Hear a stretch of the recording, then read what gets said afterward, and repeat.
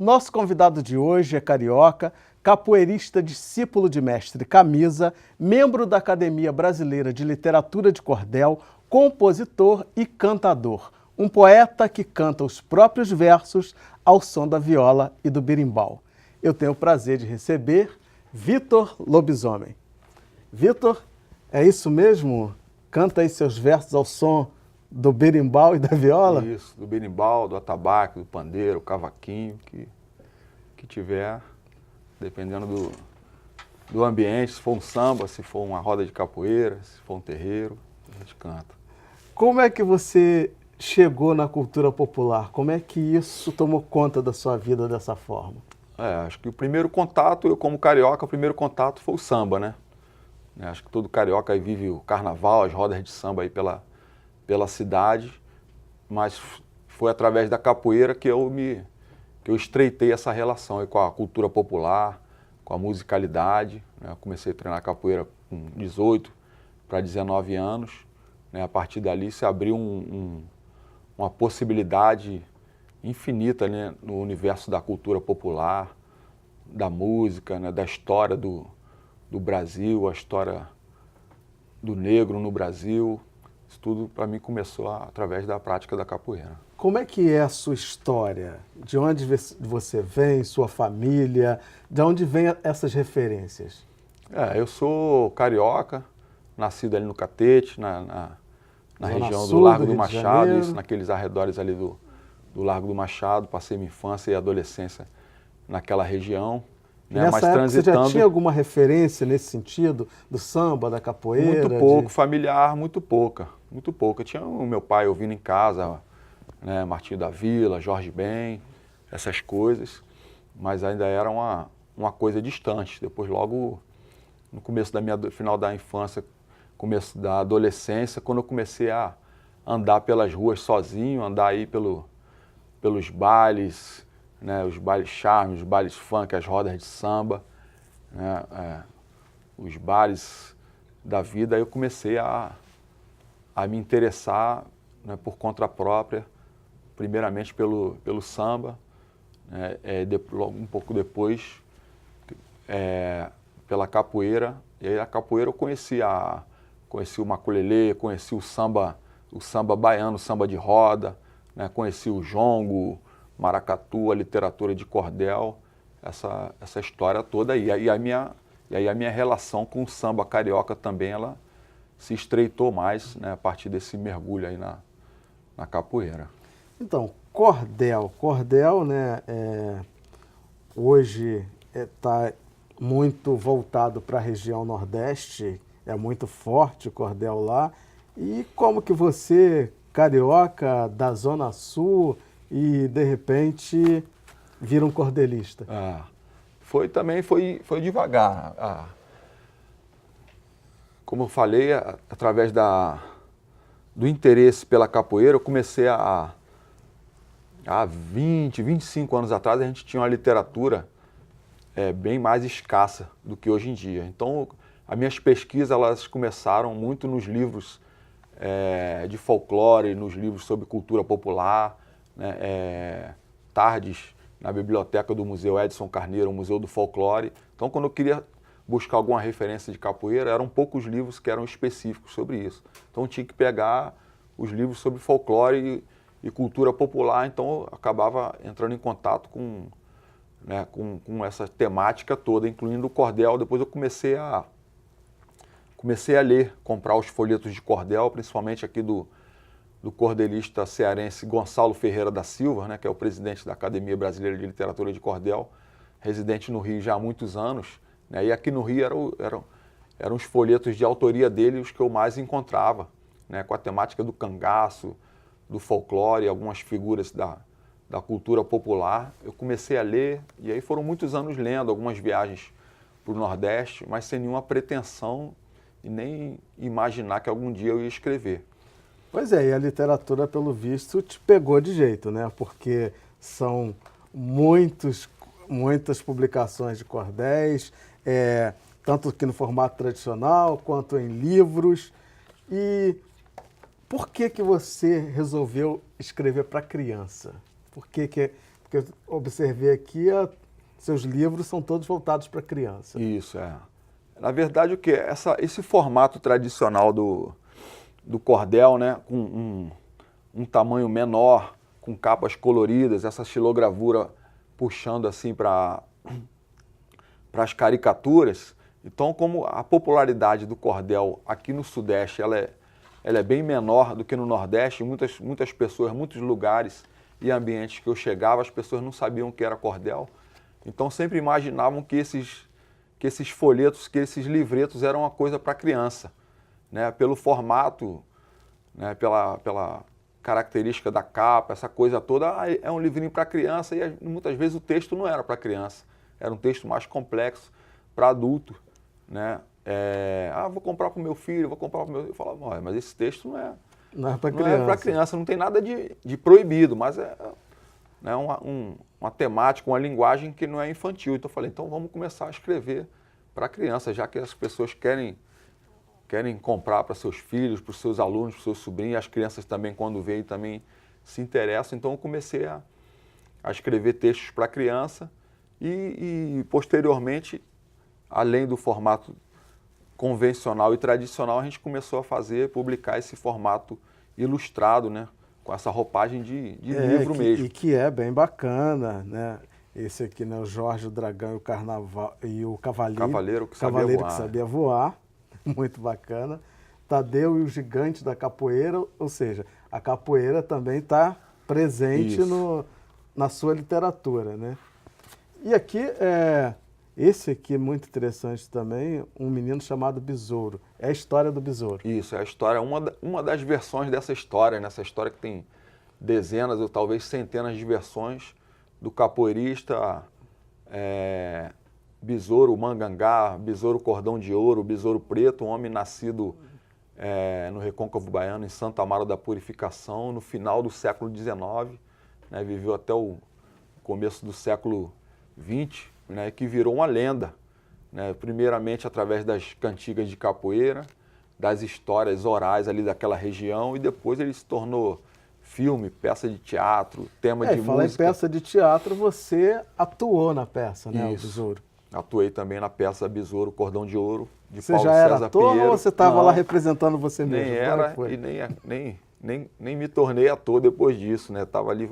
Fui parar ali através da música e da capoeira e da minha relação com esse personagem Besouro, que antes do livro e antes da peça eu já tinha publicado um outro cordel com a outra versão mais adulta, né, da história do Besouro. Através daí eu entrei em contato, a produção do espetáculo entrou em contato comigo, né, o meu mestre Camisa também foi contactado para fazer uma oficina para os atores, e aí acabou que estava precisando alguém que tocasse berimbau, que cantasse capoeira, e acabou que eu Como é que foi essa experiência? fui indicado. Foi sensacional, uma das experiências assim, tanto artísticas quanto de vida mais importantes para mim. Participar desse espetáculo foi um presente por vários aspectos, né? De vida, de vida, eu acho que ter convivido com aquela equipe, ter conhecido, né, e convivido com o criador dessa peça, que é o Paulo César Pinheiro, um dos maiores nomes da música brasileira, né, da literatura e da cultura brasileira, ter conhecido, ter convivido, ter a oportunidade de conviver, muitas vezes até hoje, com essa figura, foi um grande presente. Essa experiência abriu horizontes, então, para você? Muitos horizontes musicais, literários, né? Essa questão da convivência também com todo o elenco, com toda aquela equipe, assim, toda a minha visão. E muito tempo, né? Porque essa peça ficou muitos anos, viajando aí por muito tempo, né? Quase 10 anos, né? Já tem mais de 10 anos que nós estreamos, foram uns 7, 8 anos intensos aí, viajando por todo o Brasil, fazendo temporadas grandes aqui no Rio de Janeiro e São Paulo, né? A minha visão, assim, até da consciência, da realidade do negro no Brasil, né? No mundo todo, eu aprendi muito, assim, eu acho que eu já tinha alguma, né, algum conhecimento, alguma noção, alguma vivência, mas conviver com aquelas referências ali, né, com Iléia Ferraz, né, com Maurício Tizumba, com Sérgio Pererê, né, Valéria Monan, toda aquela equipe ali abriu muito assim. Grandes atores, grandes artistas. A gente está falando aqui em espetáculo e tal, em arte. Vamos mostrar um pouquinho aqui do seu trabalho, né? Jovelina Pérola Negra. Na feirinha da Pavuna, houve uma grande confusão. Na feirinha da Pavuna. Minha forma de homenagear a Jovelina foi escrevendo um folheto de literatura de cordel, Jovelina Pérola Negra, e a confusão na feirinha da Pavuna. Eu me inspirei nessa música de autoria dela. Na feirinha da Pavuna houve uma grande confusão, né? A Dona Cebola. Peguei essa história e usei a imaginação e a criatividade, né, para expandir e, através da literatura de cordel, fazer uma homenagem a essa grande dama do samba.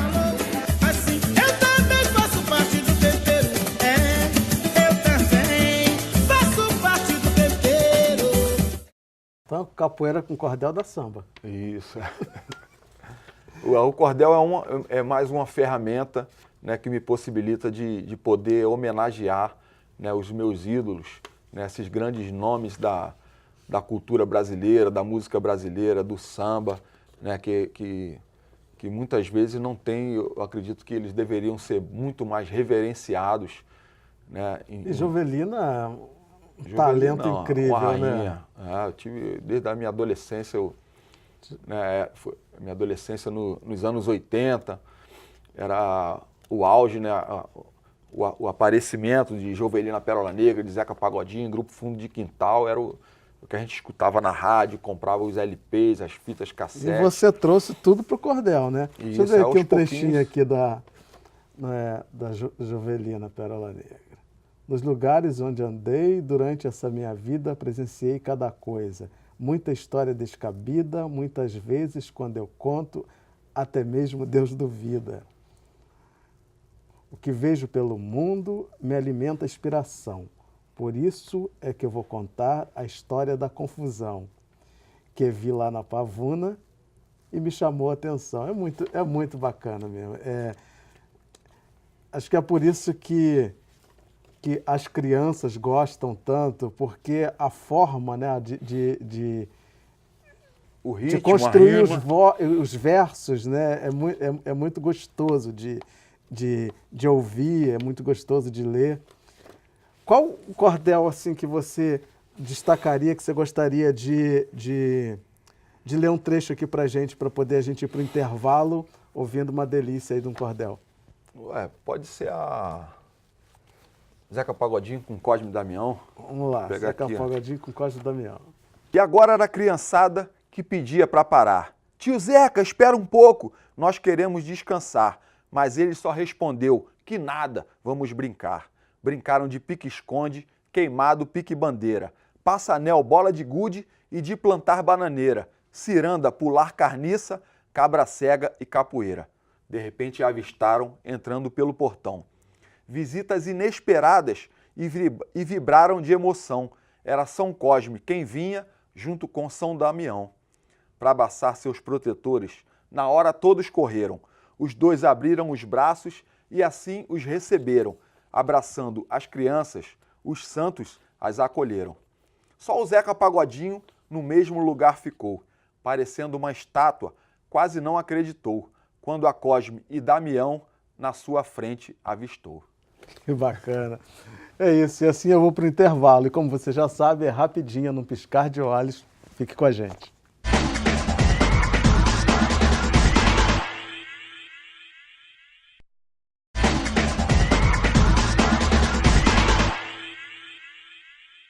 Estamos de volta e hoje eu estou conversando com o capoeirista e poeta de cordel, Vitor Lobisomem.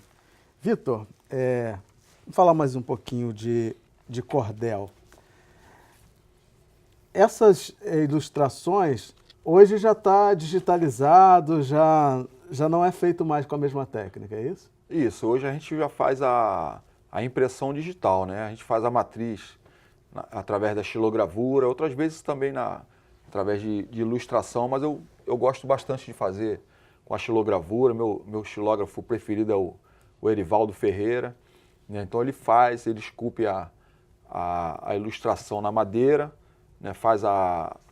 Passa a tinta, faz a primeira impressão e a partir daquela primeira cópia que a gente chama, eu escaneio, né? E faço a impressão digital, que na tipografia antiga ela era feita uma a uma. Uma a uma mesmo, ali Isso. carimbando, né?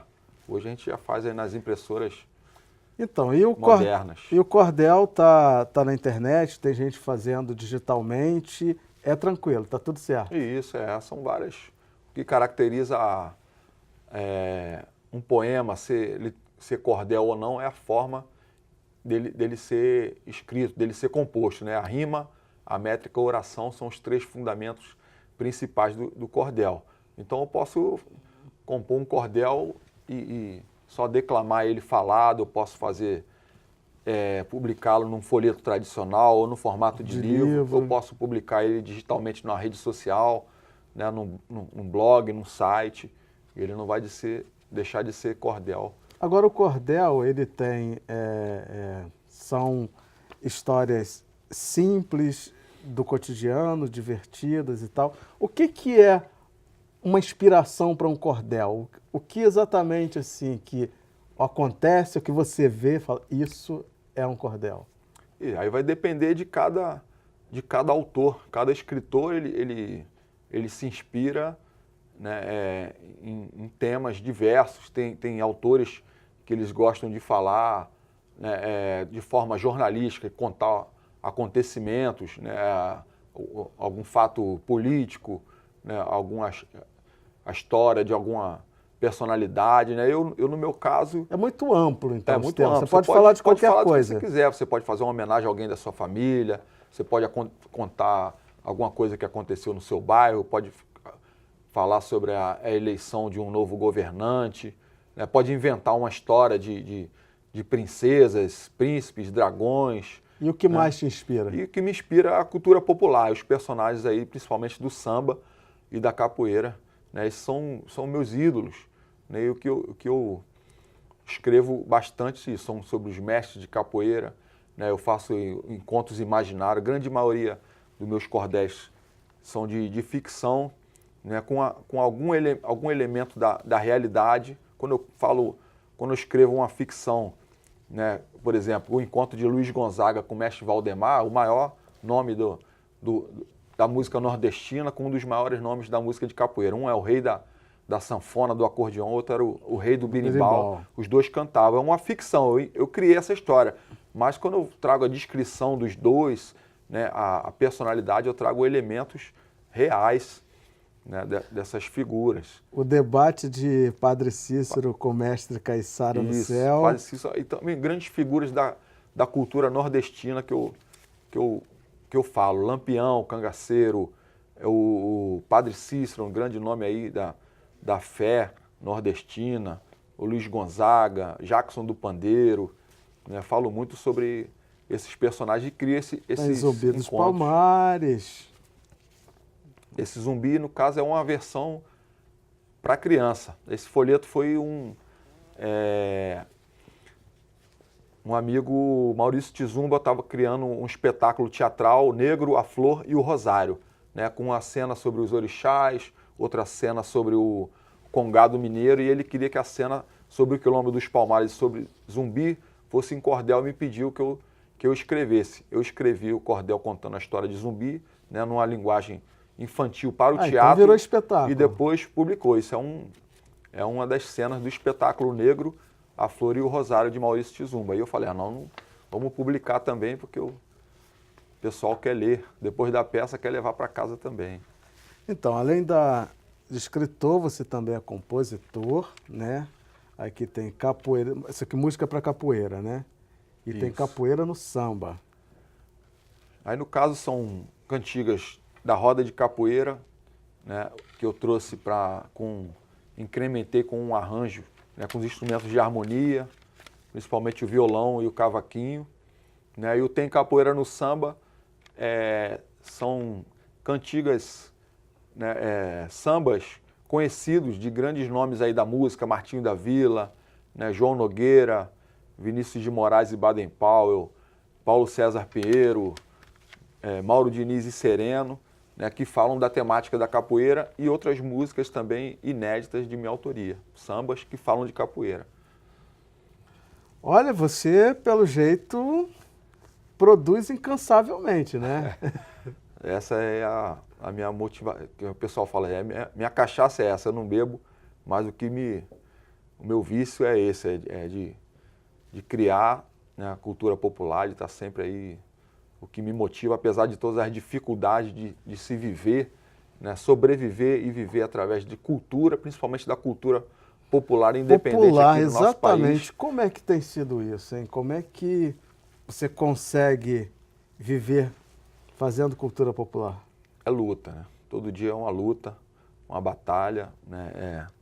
O apoio é praticamente nulo, né? E eu não espero. Todas as minhas publicações, né? Os meus discos, tudo eu faço por conta própria, né? Às vezes a gente tem uma vez ou outra tem um apoio na divulgação, às vezes na... Aí vende em roda de samba, em eventos... Vai à luta, vai para o evento de capoeira, para vender, para apresentar, vai para a roda de samba, a gente faz um show aqui, um outro show ali, e no limite, a dificuldade, de certa forma, por um lado, ela acaba motivando também, né? Fortalece, quando você enfrenta uma dificuldade por um ideal que você acredita, e com todos esses percalços você consegue sair vitorioso, vencedor, quando consegue, né, botar um livro desse na rua, quando consegue fazer um disco, um cordel, um show, seja o que for, você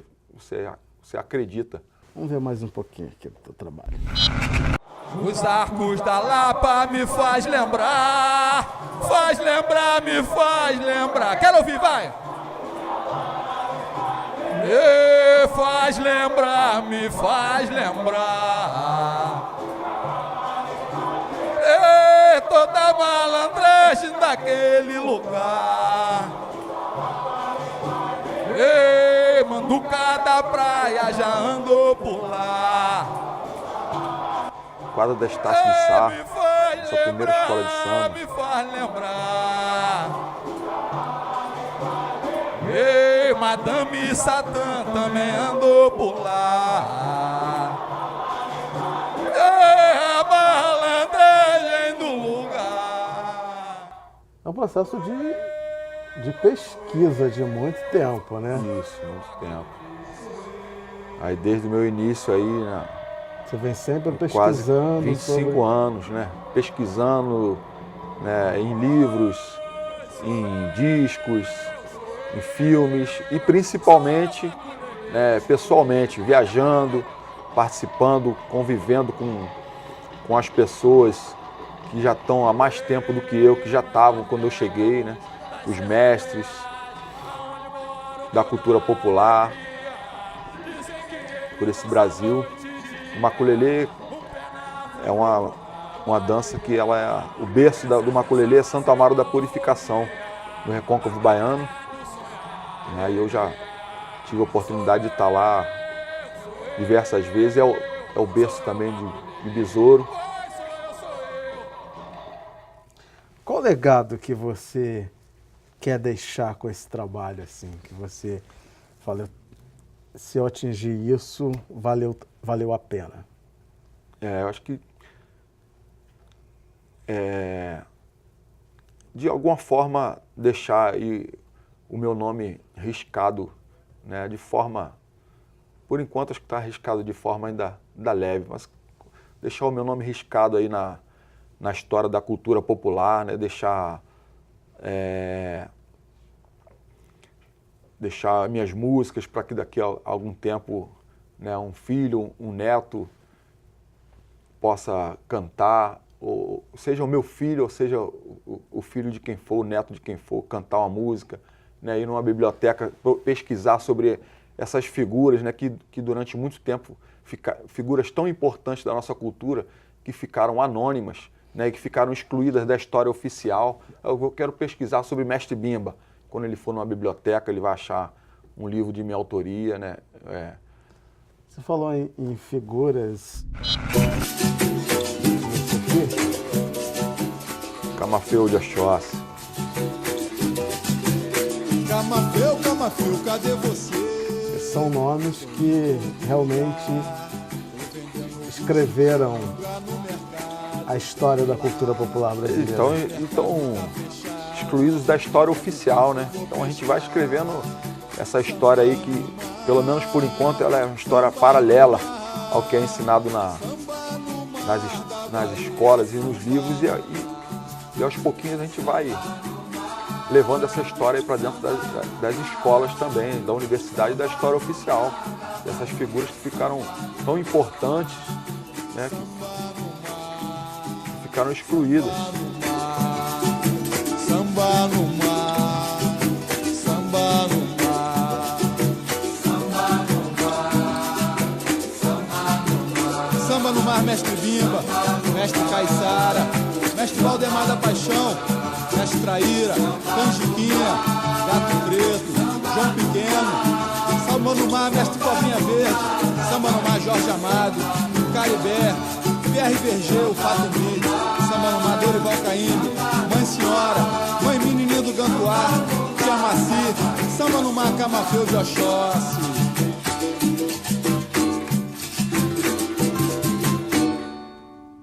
Música de Martinho da Vila.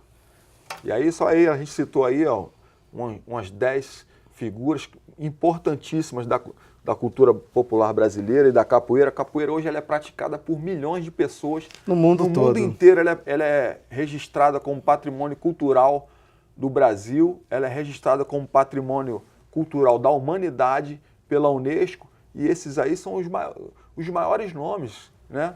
E a maioria dos brasileiros desconhece a história desses homens. Infelizmente invisibilizados. Vitor, me dá a tua mão aqui. Irmão, muito obrigado. Obrigado pela oportunidade, pelo convite. E muito obrigado uma honra por para mim estar aqui, né? Ajudar a reescrever a história do povo negro no Brasil, essa história de luta, de resistência. Muito obrigado por tudo isso e continue nessa caminhada porque ela é extremamente necessária. Eu que agradeço, para mim é uma honra. Obrigado pelo convite. Parabéns. Obrigado. Eu conversei com o capoeirista e cordelista Vitor Lobisomem e para rever essa entrevista e todas as edições do programa é só acessar www.alerj.rj.gov.br ou cultne.com.br. Obrigado pela companhia e até o próximo encontro. Eu te espero.